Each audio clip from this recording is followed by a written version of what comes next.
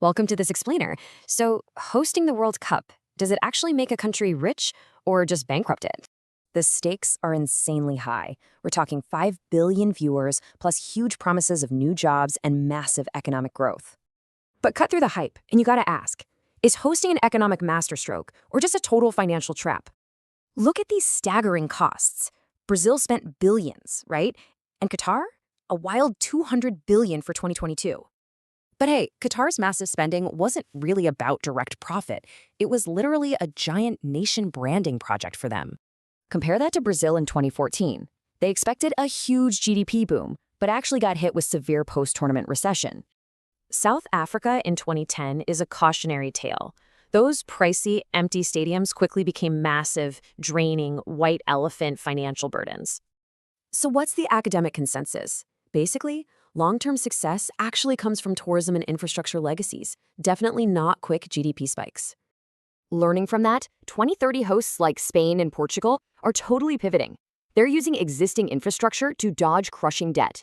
Now, let's take this exact playbook and look at the ultimate future test case, a potential high-stakes bid from India. To pull it off, India needs massive transport and stadium upgrades. We're talking a conservative $30 to $45 billion.